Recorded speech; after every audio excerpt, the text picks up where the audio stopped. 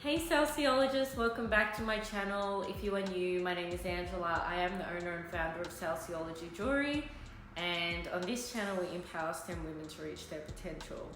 I wanted to start a new series on my channel that is a little bit more intimate and a little bit more relaxed so that I can talk to you guys one-on-one about the things that are going on in my life and the things that are going on with Salceology in real time. There is a lot of things that go on in day-to-day business with Salceology, things that you guys don't get to see. I'm always working, I'm always thinking about things, I'm always worried about things, and I think it's getting to the point where I'm starting to talk to myself because I live alone. So I was like, well, before I get a little bit cuckoo, maybe it's a good idea to actually talk to someone, even though you guys can't talk back to me. So I have my tea. This is peppermint tea because I'm not feeling well at the moment. Raspberry licorice bullets. It's covered in milk chocolate. I just bought these from Aldi and they're so good.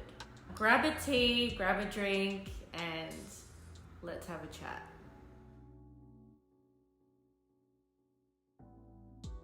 So what's going on in my life? Well, there's a lot of things that are going on, to be honest with you. Where do I even begin? Okay. So I just got back from Canberra a couple of weeks ago. I was actually in Sydney for a friend's wedding. If you haven't seen that video yet, I'll link it up here. And that trip was the last of my traveling for the first half of the year. I've been traveling a lot this year. I went overseas at the start of the year in February to the Philippines. I've been in Melbourne, I've been in Sydney. I've been traveling across the 3 states and territories all throughout the first half of the year, and my body must have known that this was the last trip that I was going to have for a while, because as soon as I came back I got really sick, and then on top of that I had a double vaccination of COVID and the flu, and because I got them at the same time my body went into even more fatigue. It was just not a good time for me health wise. So I have been feeling really fatigued at the moment, and I swear I did try to do another vlog to sort of showcase a week in my life in Canberra just for something different, but couldn't do it. But unfortunately, when you run a business and you are relying on one source of income to get you through, being sick unfortunately is not an option. Understanding when to take a break is really important, and as someone who doesn't usually take a lot of breaks or doesn't know when to rest and relax, that's a big thing that I had to learn when I started a business. Unfortunately, sitting in bed all day is not something that I can do because the business still has to run and I don't have anyone to run it on my behalf, and I still need to work because I still need to earn an income. But that's okay, that's part of the job, I guess. So yeah, I've just been resting a lot. I haven't been leaving the house because I'm not really a fan of winter. I don't like the cold. The thought of going outside during this time is just not my vibe. I only go out when I have to.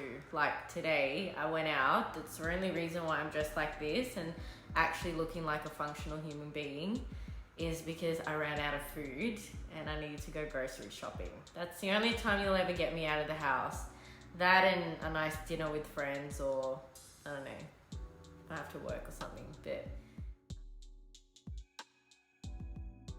so before I talk to you guys about what's happening with Salceology, I wanted to chat to you guys about what's going on in my career at the moment.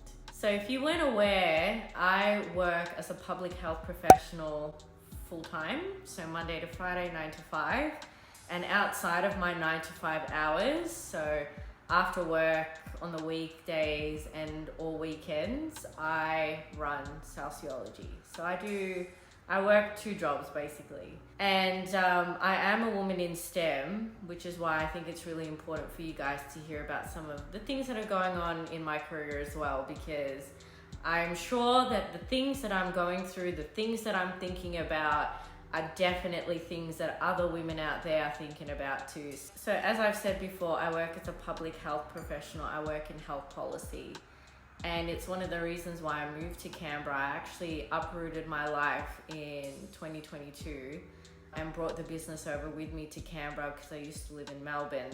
It was one of the biggest risks that I've ever taken in my career, and it is something that I do not regret. It's the best thing that I ever did for my life, to be honest. And before I moved to Canberra, I used to be a university academic, and I used to teach anatomy, physiology and public health at university for 11 years. So I did a massive career change when I moved here. If you guys want, I can do a separate video about what a public health career looks like and maybe what it is for people who don't know. I remember when I used to teach my students before the pandemic, I used to teach them an introductory to public health. They were health professionals that were going to go into the field, and it was mandatory for a lot of the health students to learn about public health, even just for one unit. And I remember in the first week, they would always stare at me with blank faces because they never really understood what public health was. Like, what is it? And, you know, how is that different from what they're learning? So I can do a separate video about that if you guys want. What I can tell you guys is that when I wake up in the morning each day, I can hand over my heart, say to you guys that when I wake up in the morning, I love what I do. I love my life and the life that I built for myself. I've aligned my career to truly follow what I'm passionate about and truly follow what I believe my purpose is. And that is to help people. So, yeah. Now, am I saying my life is unicorns and fairies and every day's a great day and I'm always happy and blah, blah, blah, rainbows? No, that's not what I'm saying at all. There are days where I just want to rip my hair out because I am so stressed and anxious from the business or my work. But that doesn't mean I don't love what I do. I think in those moments where you really push to your limit, discipline usually kicks in at that time. And if you really love what you do deep down, it doesn't matter how stressful it is or how horrible your day is, you usually know in your gut and in your heart that, you know, it will pass and that you can keep going. So it's okay, we'll live, we'll get over it. I tell you what, guys, these days I have been so stressed that I'm pretty sure my cortisol levels are skyrocketing at the moment, because every night for the last couple of months, I have been waking up between the hours of 3 to 4 a.m. So that usually is an indication that hormone levels are a little bit too high if you're waking up between those hours. So yeah, my rationale is either it's a hormone problem and I'm really stressed out, or there's a demonic possession in my house. It's one of the two, really. So, and something that I've been thinking about heavily this year is to maybe go back into study and finish another qualification, which is crazy because I already have lots of them. Like, I already have an undergraduate qualification, a postgraduate qualification. But it sort of feels like it's the right step for me in my career. You know, just for context, when I first moved to Canberra and sort of was navigating through this new industry that I was working in, there was a certain leadership position and a certain goal that I had for my career, and to have it achieved within a certain time frame. So within the last couple of years, I've been working to achieve that goal, and I finally achieved it this year. It was a really exciting milestone to achieve, and I'm really happy about it, because what that meant for me was that I would now have the flexibility to pursue other things to help me grow and develop in this industry, not just with work experience, but also with another qualification. So the two things that I was thinking about studying again would be either a PhD or medicine. With medical school,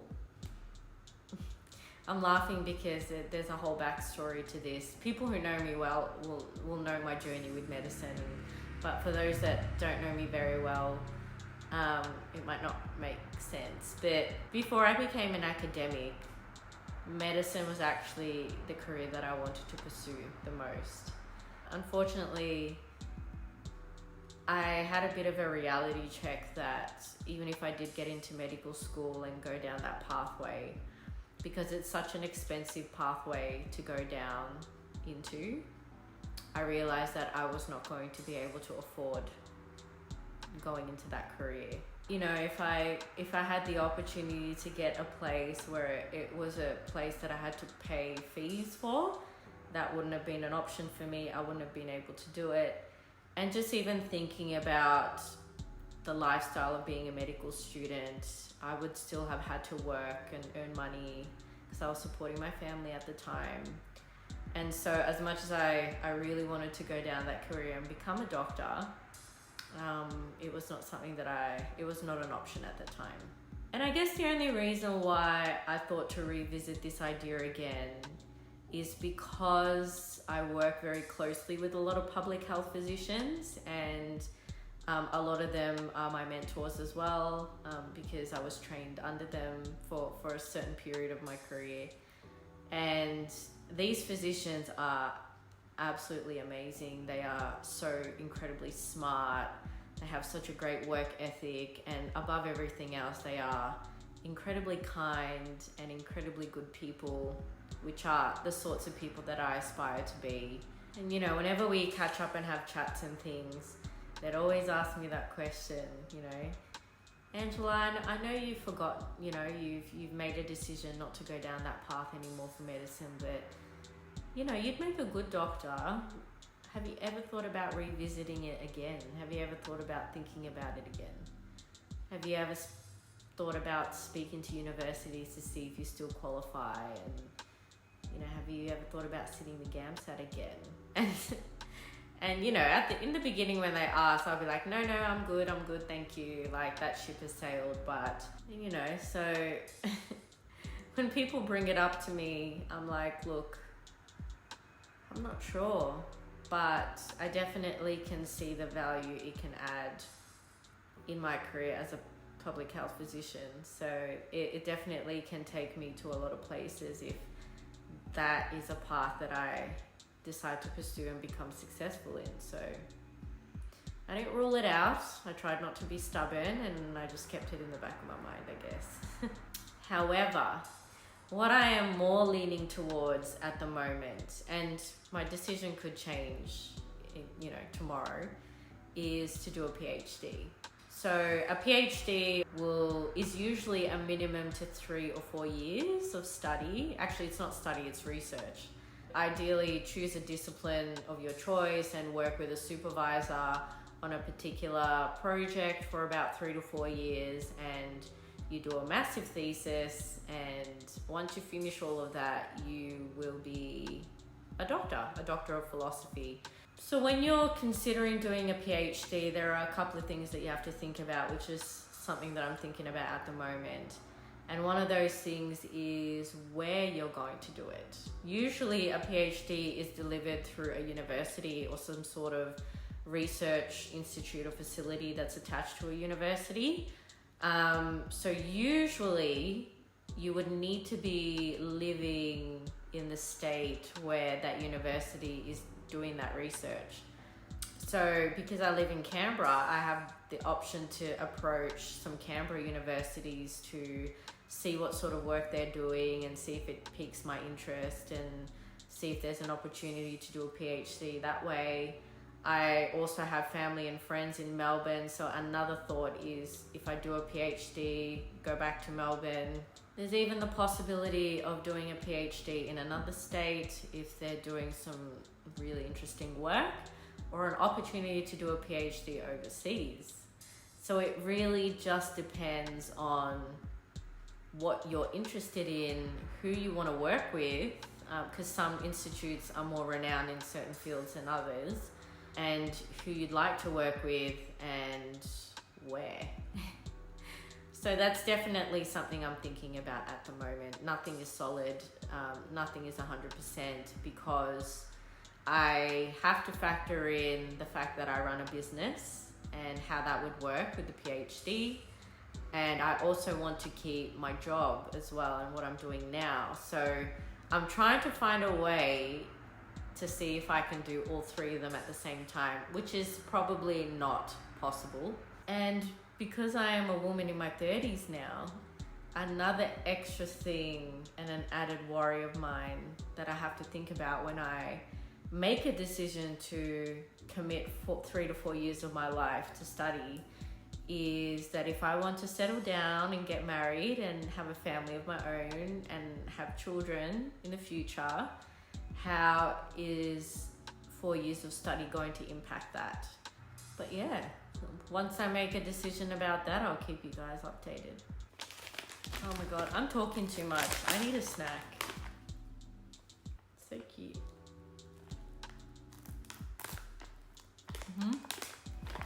These are really good. The Aldi ones are really good because when you bite into them, the chocolate doesn't come off because the licorice is too hard. The licorice is really soft, so you just get an amalgamation of flavors in your mouth. It's beautiful. All right, so an update on Salceology, what's going on there? Where do I even begin? Honestly, there is so much that goes on a daily basis.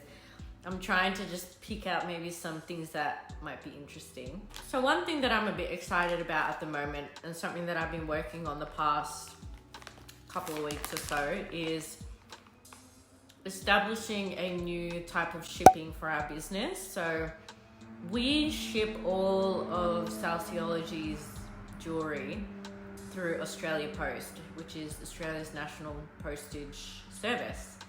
And I ship domestic orders, so anywhere around Australia through AusPost, but I also ship international orders through AusPost as well. Now, the issue that I have been facing is the fact that we are getting a lot of international orders at the moment. I'm actually very shocked at how many we're getting.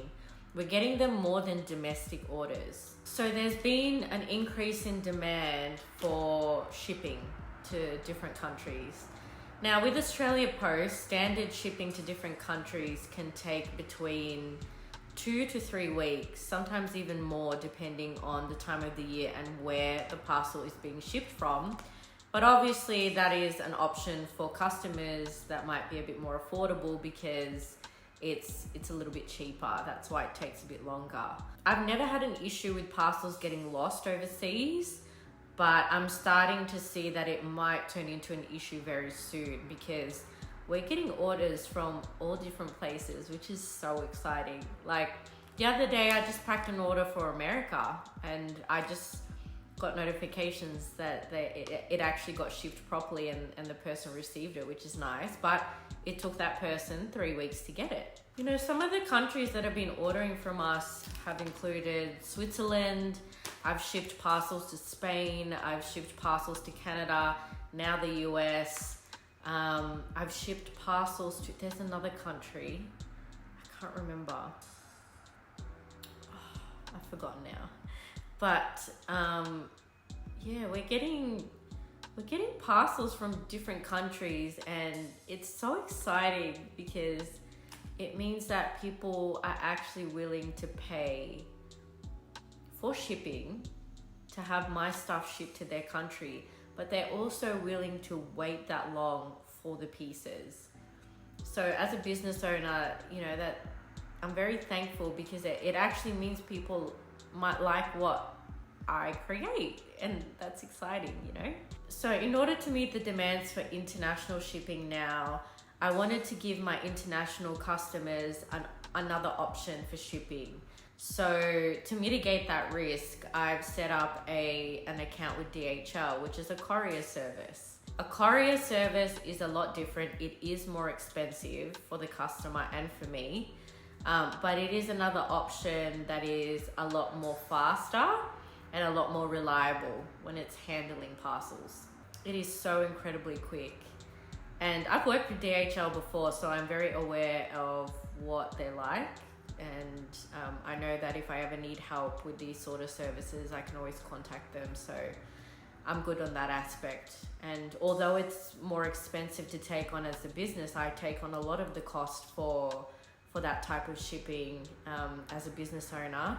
I'm willing to do that if it makes my customers happy, because the last thing that I want is for someone in America who has things like Amazon and next day shipping and same day shipping available to them to order from me and then wait 2.5 weeks and then the parcel gets lost. Like, that is my biggest fear.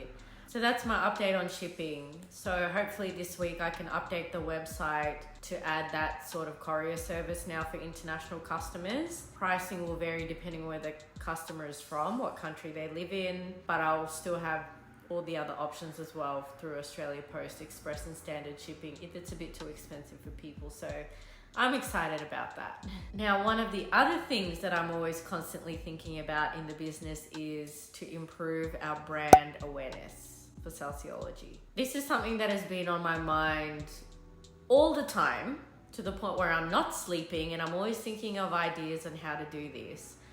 We're basically at a position now where Salceology has been refined as a brand. I've been working very hard to really think about who we are, what type of brand we want to be in, you know, the science and fashion spaces. And now it's time for us to be relaunched back into these spaces so that people know about us.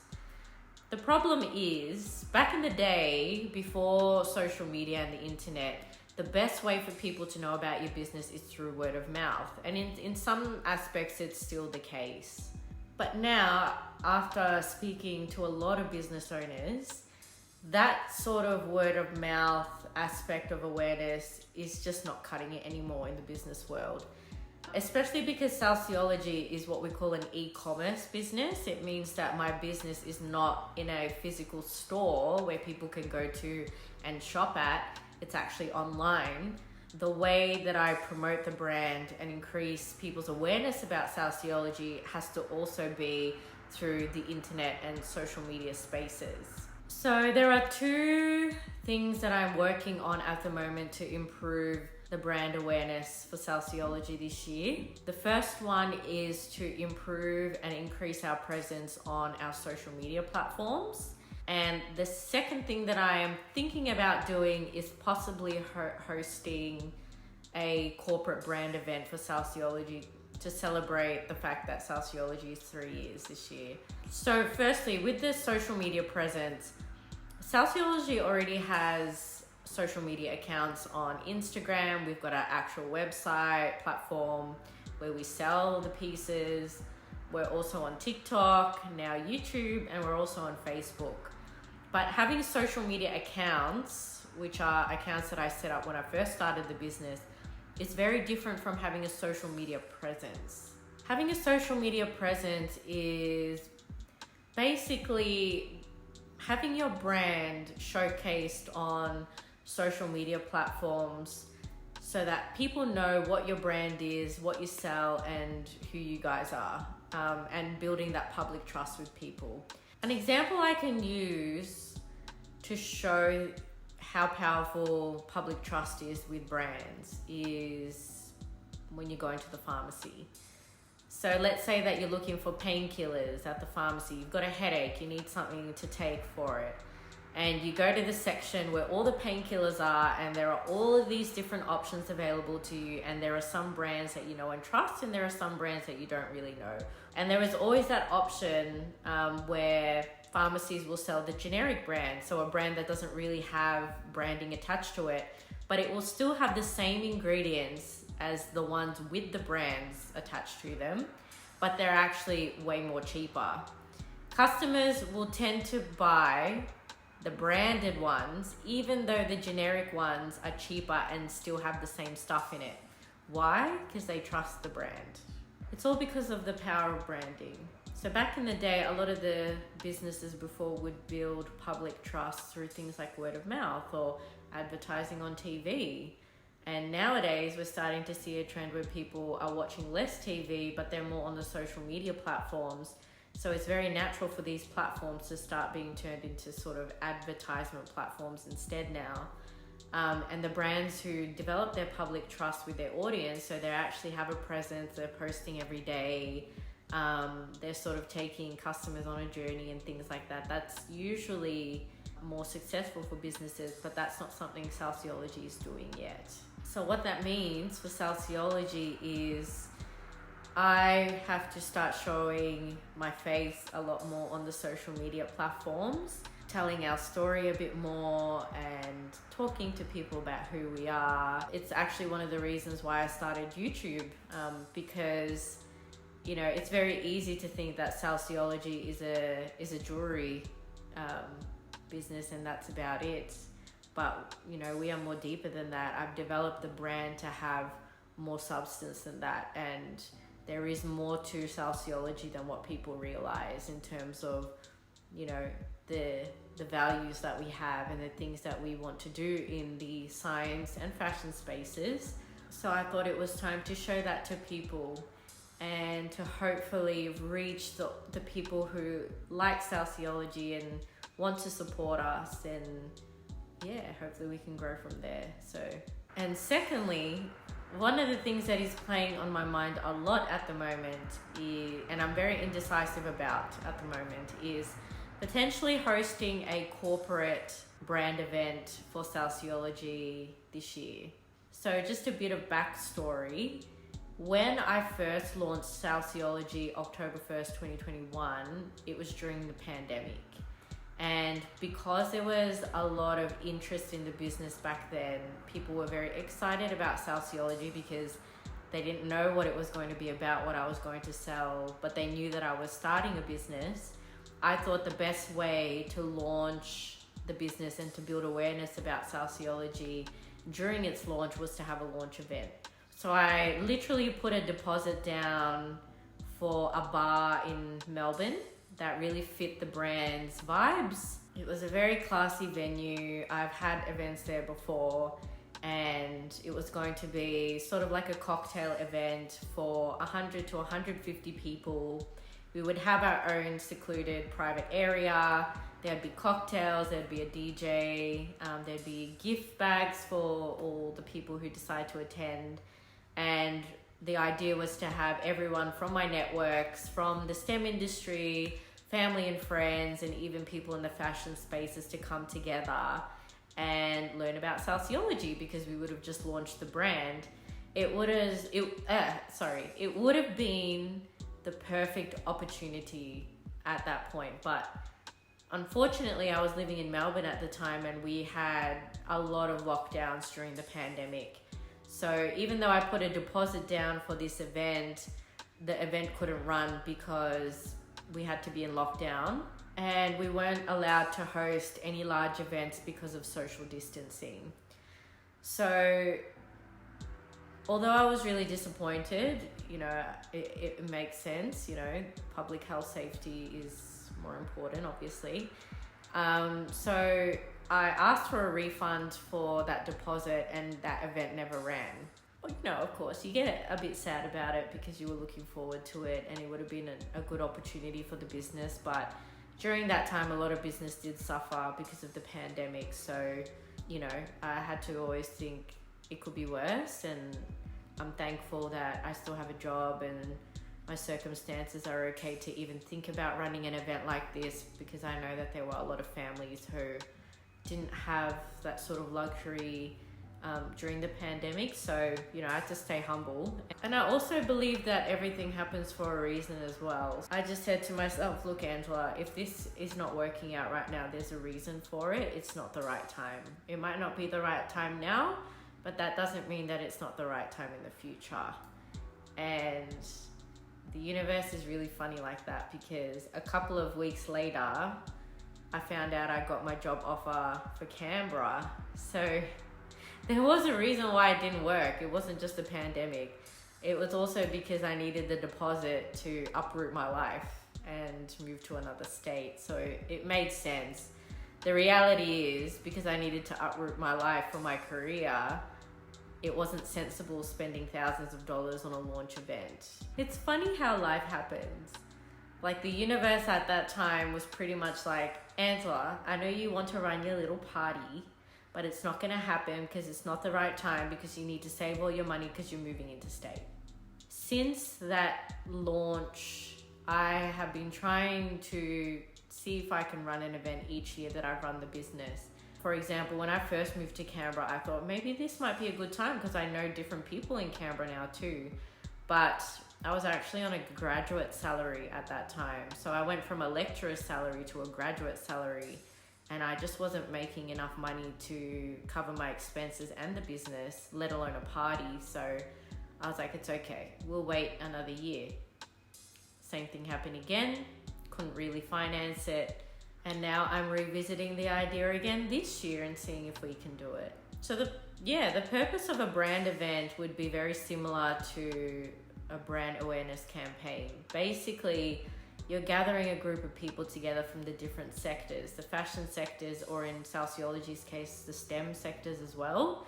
Bring them all together and be able to network and collaborate with people.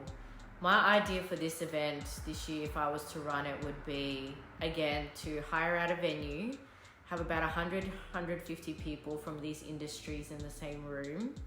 And I would love to collaborate with small businesses and influencers for this event, if I could make it happen. And what I'm seeing from the feedback that I'm getting is that people are showing some interest in attending the event if I was to run it. I am just a little bit afraid that if I invest because an event like this big would require a lot of investment of my time and my money, which I'm happy to do. It's just that I'm worried that if I do it, we might not get a lot of people who would want to come. So that's what I'm worried about at the moment. You know, it's kind of like having a young child who has a birthday, and as a parent, you're worried if people are actually going to come to your child's birthday. That's how I'm feeling at the moment. Yeah, I would just love to collaborate with other businesses and influencers. You know, whether you're in like the event space, you know, catering or desserts, or you've got handcrafted things that you want to put in gift bags to give to people, or if you're an influencer and you just want to attend the event, or you want to collaborate with me, you know, if you're an influencer in the STEM area or the fashion area or in the business area, I don't know, I think it would be great. Yeah, if you'd be interested, let me know in the comments, because I really need feedback. It also brings awareness to the things that we do at Salceology that you guys might not know about.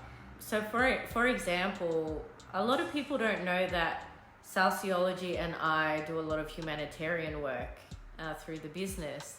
So whenever I go overseas to the Philippines, I do a lot of humanitarian work over there, and the business, from the money that we've made throughout the year, we've managed to run food programs for children at schools who live in poverty. We've also put together like food grocery bags for children in orphanages who, again, don't really have money for food and things like that. It is really important for people to know about this sort of work that we do behind the scenes.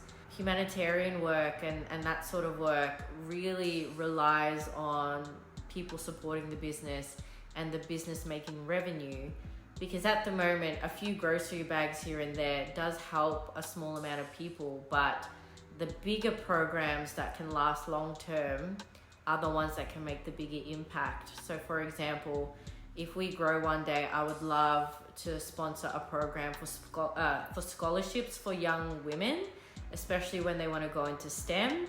But a scholarship that pays for an entire, you know, years of tuition for one young girl does cost a lot of money. So again, these are the things, you know. This aspect of the brand is something that I really want people to be aware of, because with everything that's going on in the geopolitical climate at the moment, it's, as a brand owner, it really makes me think about how we want to be present on social media about these sorts of issues. And I think it's really important as a brand or an influencer to talk about these sorts of things and to bring awareness, especially if you have a big platform. What's the point of having a platform if it only benefits you? The whole point of having a platform is to have an influence, especially when the influence can do a lot of good for people. So this is why I want Salceology to get bigger, so that we can do bigger things with the platform that we have. Now, in terms of jewelry and what's going on with jewelry in our business, I've been getting a lot of messages about our cranium pendant. It's currently sold out at the moment, and people want it to be brought back because they want to purchase it. So if you guys weren't aware, the cranium pendant looks like this. I've got it here. Oh, where's the camera? There it is. Can you see that? So I'll just give a 360 and I'll show you guys underneath. So the cranium pendant is a piece that I created, and it's an anatomical representation of the skull in the human body. Now, I know skull pendants aren't new. We've had lots of skull jewelry pieces, you know, throughout history. It's not something that I created. But to create an anatomically correct skull pendant that is hollow like the human body, so it's not solid, is actually incredibly difficult to make. When I was first designing this piece, I was wondering why not a lot of other businesses had it. I was like, this is so weird. This would be such a good idea. And I realized they don't have it, and it's not readily available because it's really difficult to make in a factory. So when I first launched these pieces, I only put up my samples on the website because people really wanted to buy them, but they weren't like the final design because, again, they're really difficult to make. But people still bought them anyway, and I just thought I probably wouldn't put these back on the website until there's a demand for it. So now there's actually a demand for it. I am thinking about revisiting the design process of this, because this actually took me 18 months to design, mind you. Revisit the design process and see if we can make it better. So what I didn't like about the pieces was, can you see how there's a big line right there that separates the skull into two halves? That was the only way we could create this piece, but I wanted the piece to be anatomically correct. So I wanted everything, including all the bony markings and stuff, to be present on the pendant, and I wanted it to be hollow, but I was told by manufacturers that this was impossible. I sort of had to compromise and, you know, have the pendant split into two and fused together. Factories can't really replicate the physiological processes of the human body. The skull is created in pieces first when a baby is born, and then the skull bones will fuse together after a certain amount of years to allow for the brain to grow. But what I realized from this process of creating this piece, there's probably a physiological reason as well that the skull cannot be created if it's fused together. It really does have to be in pieces. So I don't know, just another thing that I love about the human body. It just knows how to do things the most efficient way. We would have to figure out a way to have the skull bones fused together in a way that can still make the piece hollow and true to the anatomy, but not have that big fat line around it. So this is going to be interesting, how I'm going to figure this out. And a fun fact about Salceology too is we are the first science jewelry brand globally to create a piece like this. You know, you've got many skull pendants out there that are available, but you will notice that the skull pendants are either hollowed out at the back, like fully cut out at the back, or solid all the way through, or have a different design. Yeah, there's a reason for that, because this is difficult to make. 18 months of my life. But yeah, we'll see if we can make it better. And those were my updates for the week. I'll see you later. See you next time. Bye. One of my favorite things to do in my personal time is to catch up with the people that I love, and oh, that's weird. The TV just turned on by itself. Nah, what the hell is happening? And was like, Angela, stop moving.